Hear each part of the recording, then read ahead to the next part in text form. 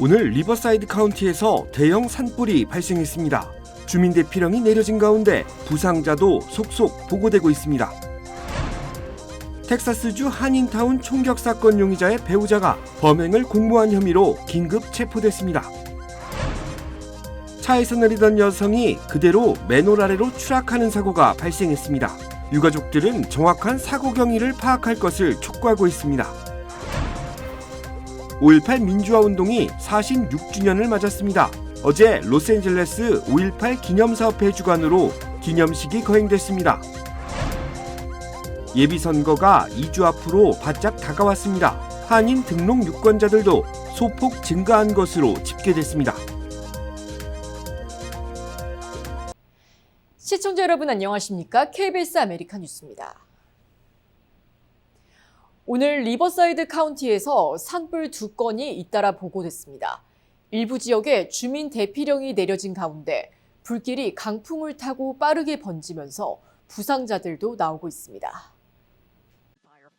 리버사이드 카운티 소방국은 오늘 오전 11시 22분쯤 주루파밸리 산타에나 강변 수풀 지역에서 배인 산불이 발화했다고 밝혔습니다.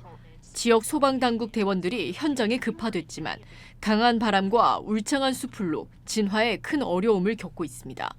산불은 강한 바람을 타고 최소 600에이커를 태운 것으로 집계됐는데 불길은 전혀 잡히지 않고 있는 상황입니다. 불길이 주택가로 번지며 현재 일부 지역에는 주민 대피령이 내려졌고 긴급 대피소도 마련됐습니다. 산불로 부상자도 속출하고 있습니다. 리버사이드 소방당국에 따르면 지금까지 주민 3명이 연기 흡입 증세를 보였고 1명은 외상성 부상으로 병원으로 이송됐습니다. 소방당국은 헬기를 투입하는 등 긴급 진화 작업을 벌이고 있습니다. 같은 날 리버사이드 카운티 주니퍼 스프링스 지역에서도 베로나 산불이 발생했습니다. 산불은 지금까지 최소 200에이커를 태웠으며 진화 작업 중 소방관 1명이 경상을 입고 병원으로 이송된 것으로 확인됐습니다. 영주권 소지자가 LA 국제공항을 통해 입국하다 구치소로 이감된 사실이 확인됐습니다. 마약 전과 기록이 문제가 됐습니다. 뉴스위크는 지난달 10일 뉴질랜드 국적자 에버리 위홍기가 로스앤젤레스 국제공항을 통해 입국하다 체포됐다고 보도했습니다. 국토안보부는 해당 인물이 지난 2014년 마약 소지 중범죄 혐의로 유죄 판결을 받은 이력을 보유하고 있으며 연방법에 따라 정당하게 입국이 거절된 것이라고 밝혔습니다. 뉴질랜드 지역 언론은 체포된 인물이 지난 3월 삼촌의 80세 생일을 축하하기 위해 모국을 방문했다 귀국하던 길에 사태가 발생했다고 보도했습니다. 가족들은 에버리 위홍기가 캘리포니아의 구치소에 수감돼 있다고 전했으며 석방을 위한 법률 자문 기금을 마련하기 위해 고펀드미 사이트를 통해 모금 활동을 펼치고 있다고 밝혔습니다. 트럼프 행정부의 이민 단속 과정에서 부모 구금의 영향을 받은 미시민권자 아동이 14만 5천 명을 넘는다는 분석이 나왔습니다.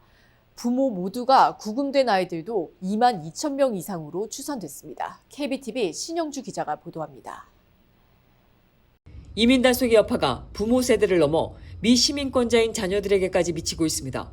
브루킹스 연구소는 트럼프 2기 행정부의 이민 단속 과정에서 부모의 구금으로 영향을 받는 미시민권자 아동이 14만 5천 명을 넘는 것으로 추산했습니다. 이 가운데 2만 2천 명 이상은 함께 살던 부모 모두가 구금된 경험을 한 것으로 분석됐습니다. 하지만 지역단체와 아동복지기관 인터뷰를 토대로 보면 이들 가운데 아동복지 시스템의 지원을 받는 경우는 약 5%, 약 1,000명 수준에 그쳤습니다. 나머지 아이들은 친척이나 지인에게 맡겨지거나 일부는 추방된 부모를 따라 미국을 떠난 것으로 전해졌습니다. 브루킹스는 아이스에 구금된 이민자들의 자녀를 보호할 체계적 장치가 부족하다고 지적했습니다. 아이스는 이에 대해 가족을 분리하지 않는다며 부모에게 자녀와 함께 출국할지 또는 부모가 지정한 보호자에게 아이를 맡길지 선택하도록 하고 있다고 반박했습니다. 연령별로 보면 보호자 떨어진 아이들 중 6살 미만이 36.5%, 6살에서 12살이 36.1%로 어린 아동의 비중이 컸습니다. 부모의 출신 국가는 멕시코가 53.7%로 가장 많았고 과테말라와 온두라스가 뒤를 이었습니다. 텍사스주 캐롤턴 한인타운 총격 사건 용의자로 체포된 한승우 씨의 배우자가 공범 혐의로 추가 검거됐습니다. 남편의 범행을 도운 정황이 포착된 겁니다. 텍사스 한인타운 총격 사건 용의자 한승호 씨의 배우자가 체포됐습니다. 경찰에 따르면 한혜손 씨는 범행 직후 미네소타주로 도주했고 어제 연방보안관 사무실 소속 경관들을 통해 검거된 것으로 확인됐습니다. 캐롤턴 경찰은 한승호 씨가 두 번째 범행을 일으킬 당시 배우자인 한혜손 씨가 남편을 도운 정황이 확인됐다고 설명했습니다. 한혜손 씨는 현재 텍사스주로 송환 절차를 밟고 있습니다. 검찰은 한혜손 씨에게 한승호 씨와 동일한 살인 혐의를 적용해 기소했으며 이번 총격 사건을 부부가 공모한 계획적인 범행으로 보고 수사를 확대하고 있습니다. 뉴욕 맨해튼 미드타운에서 한 여성이 차량에서 내리던 중 뚜껑이 열려있던 맨홀로 추락해 숨지는 사고가 발생했습니다. KBTV 김은지 기자입니다.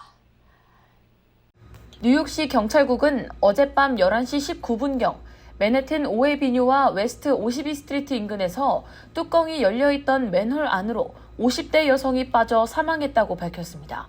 사망자는 웨스트체스터 카운티 브라이어 클리프 매너에 거주하던 56세 여성 도니케 고차이로 확인됐습니다. 피해 여성은 당시 머시디스 벤츠 SUV 차량을 도로변에 주차한 뒤 차에서 내리다가 바로 옆에 뚜껑이 열려있던 맨홀 아래로 추락했습니다. 맨홀 깊이는 약 10피트, 3m 정도로 신고를 받고 출동한 경찰이 맨홀 내부에서 여성을 발견한 즉시 구조에 나섰습니다. 고차이는 의식을 잃은 상태로 병원에 이송됐지만 결국 사망 판정을 받았습니다. 소식을 듣고 현장에 달려온 가족들은 서로를 껴안으며 깊은 슬픔에 빠졌습니다. 유가족은 고차이가 두 자녀와 손주를 둔 헌신적인 어머니이자 할머니였으며 해당 맨홀 주변에 어떠한 경고 표지나 바리케이드도 없었다며 정확한 사고 원인 규명을 요구하고 있습니다. 수사당국은 정확한 사고 경위와 맨홀 관리 책임 여부를 조사하고 있습니다. KBTV 뉴스 김은지입니다. 이란에 대한 예정된 공격을 보류했다고 밝힌 트럼프 대통령이 며칠 정도의 시간만 주는 것이라고 밝혔습니다. 이란이 반드시 핵무기를 포기해야 한다고 재차 강조했는데 언제든 군사 옵션을 쓸 수 있다며 압박을 강화하는 모양새입니다. 김성수 기자가 보도합니다. 중동 동맹국들의 요청으로 예정됐던 대이란 공격을 보류했다 밝힌 트럼프 대통령. 백악관에서 취재진과 만나서 그 주장을 반복하며 이란에 며칠 정도의 시간을 주는 거라고 했습니다. Well, I'm saying 2 or 3 days, maybe Friday, Saturday, Sunday, something, maybe early next week, a limited period of time. 이란 공격 시점을 아무에게도 말하지 않았다. 공격 1시간 전에 보류를 결정했다고도 했습니다. 이란이 핵무기를 원하는 수준으로 포기하지 않으면 언제든 군사작전을 할 수 있다. 이란을 압박하는 걸로 보입니다. 다만 이란이 협상을 간절히 원하고 있다. 합의로 결론이 날 수 있다고 덧붙이며 대화의 문은 열어놨습니다. 벤스 부통령 역시 군사작전과 협상 모두 선택지에 있다고 한 뒤 협상 교착 상태 원인으로 이란 내부 분열을 꼽았습니다. It's not sometimes totally clear what the negotiating position of the team is. And I don't know if that's sometimes bad communication, if that's bad faith. I wouldn't pretend to venture a guess there. 이런 가운데 미국이 인도양에서 제재 대상 유조선을 납포했다는 미국 언론 보도가 나왔습니다. 미군이 이란산 석유 운송 의혹을 받는 그림자 선단을 인도양에서 납포한 건 알려진 것만 이번이 3번째입니다. 트럼프 대통령은 시진핑 주석이 이란에 무기를 넘기지 않기로 한 걸 믿는다. 아름다운 약속이라고 했습니다. 중간 선거를 앞두고 확전이 부담스러운 상황에서 외교적 공간을 열어둔 채 이란에 공을 넘긴다는 분석이 나옵니다. 워싱턴에서 KBS 뉴스 김성수입니다. 원달러 환율이 지속적인 상승세를 나타내고 있습니다. 달러당 1,500원이 넘는 환율이 지속되고 있지만 중동 전쟁에 대한 긴장감으로 환율 오름세는 당분간 이어질 것으로 전망되고 있습니다. 한국 외환시장에서 달러 대비 원화 환율이 지난달 초 이후 가장 높은 수준으로 올랐습니다. 거래일 3일 연속 1,500원을 넘는 환율이 지속되고 있는데 외환시장에서는 중동 전쟁 장기화로 촉발된 불안감이 반영된 결과라고 설명했습니다. 미국과 이란의 종전 협상이 불발되면서 국제사회의 불확실성이 지속되고 외환시장에도 직접적인 영향을 미치고 있다는 겁니다. 외환 시장은 미국 물가와 금리 전망 글로벌 위험 자산 회피 심리가 겹치며 당분간 원달러 환율의 높은 변동성이 유지될 가능성이 높다고 분석하고 있습니다. 5.18 민주화 운동이 46주년을 맞았습니다. 어제 로스앤젤레스 5.18 기념사업회 주관으로 기념식이 거행됐습니다. 이유수 기자가 취재했습니다. 5.18 민주화 운동에서 희생된 영령을 위로하는 살풀이춤이 무대 위에서 펼쳐집니다. 민주화를 외치다 짧게 생을 마감한 영령들을 위로하는 헌화부스에도 긴 줄이 형성됐습니다. 민주화운동 46주년을 맞아 5.18 기념사업회가 기념식을 개최했습니다. 민주주의를 지키기 위해서 그 죽음을 불사하고 5.18을 지켰던 그 영령들의 기념을 하기 위해서 이 행사를 해년마다 준비하고 있습니다. 참여단체들은 후손들에게 5.18 민주화운동에 대한 올바른 인식을 심어주기 위해 모두의 노력이 필요한 시점이라고 강조했습니다. 아직도 많은 사람들이 5.18에 대한 인식이 부족합니다. 그래서 여기는 저와 우를 뛰어넘어서 국가 행사이기 때문에 많은 국민들과 교민들이 5.18에 대한 새로운 인식을 가지고 기념식에서는 대통령 기념사 대독, 묵념 등 다양한 추모 행사가 이어졌습니다. 그때 그 정신을 되새기면서 한국과의 유대관계, 우리 동포사회의 민주화의 기초 이런 것들을 되새길 수 있는 좋은 계기라고 생각합니다. 우리 대한민국의 민주주의의 초석을 닦은 참으로 귀한 행사입니다. 그래서 우리 모든 동포들과 함께 이 행사를 추모하러 우리 5.18 민주화운동 기념행사는 LA를 비롯한 주요 거점 도시에서 동시에 이뤄졌습니다. 5.18 기념사업회는 앞으로도 다양한 활동을 통해 민주화운동 기념사업을 이어갈 계획이라고 밝혔습니다. KBS 뉴스 이우수입니다. 예비선거가 2주 앞으로 다가온 가운데 캘리포니아주의 한인 등록 유권자 수가 증가한 것으로 집계됐습니다. 캘리포니아주의 등록 유권자 수가 소폭 증가한 것으로 집계됐습니다. 폴리티컬 데이터의 집계에 따르면 캘리포니아주의 한인 등록 유권자 수는 22만 7,761명으로 지난 중간선거인 2022년 대비 9.2% 증가했습니다. 등록 유권자 중 우편 투표에 참여한 한인은 9,598명으로 4.2%를 나타냈습니다. 예비선거 우편 투표에 참여할 수 있는 유권자 등록은 어제 마감됐습니다. 그러나 등록 기간을 놓친 유권자들은 오는 23일부터 지역별로 운영되는 투표센터를 방문해 관련 절차를 마무리할 수 있습니다. 미국에서 해외로 이주하는 주민들이 50년 만에 처음으로 유입되는 인구수를 넘어선 것으로 조사됐습니다. 브루킹스 연구소는 지난해 미국에서 유출된 인구는 29만 5천여 명으로 역대 최대 규모의 인구가 자발적으로 해외로 이주한 것으로 파악됐다고 밝혔습니다. 이민자들의 유입보다 유출이 많은 현상은 50년 만에 처음 있는 일입니다.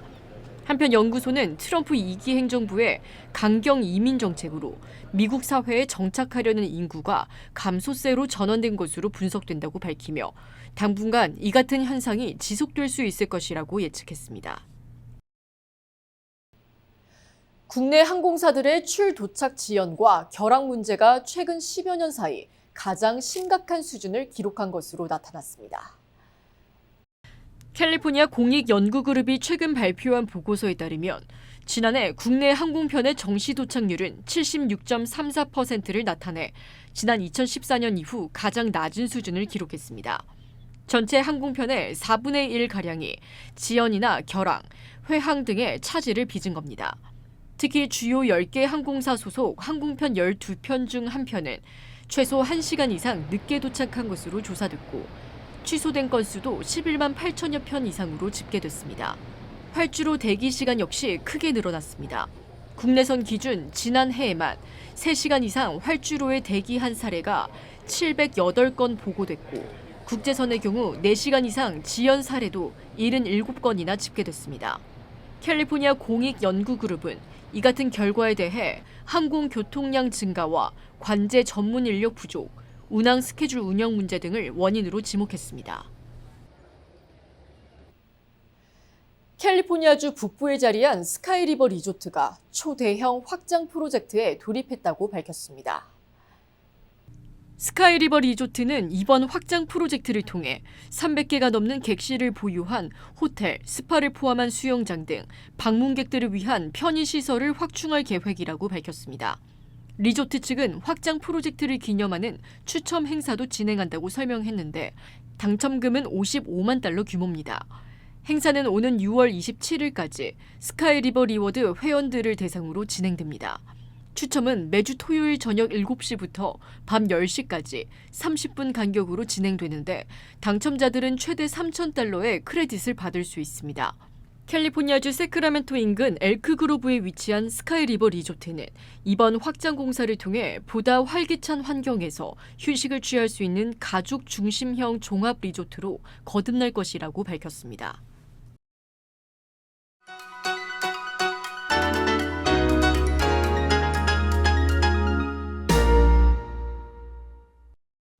주식시장은 오늘 하락했습니다.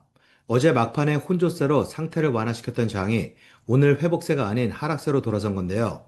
어제 나홀로 강세로 마감했던 다우존스는 전날 상승분의 2배를 반납한 채 하루 오르고 하루 떨어지는 흐름을 6일째 이어갔습니다.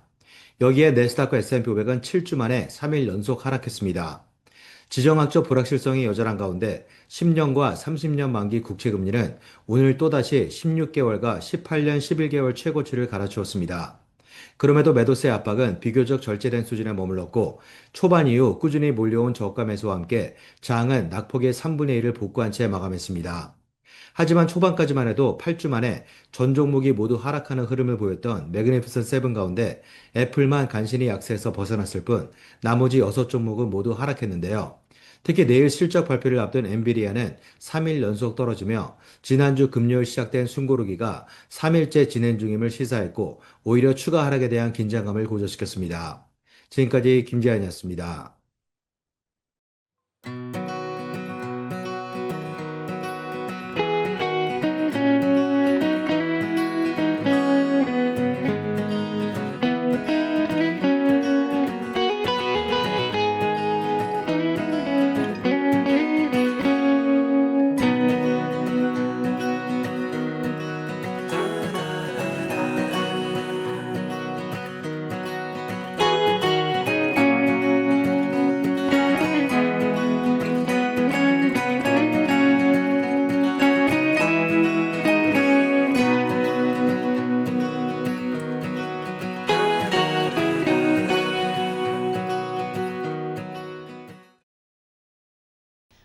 KBS 아메리카 뉴스 오늘 소식은 여기까지입니다. 편안한 저녁 보내시기 바랍니다.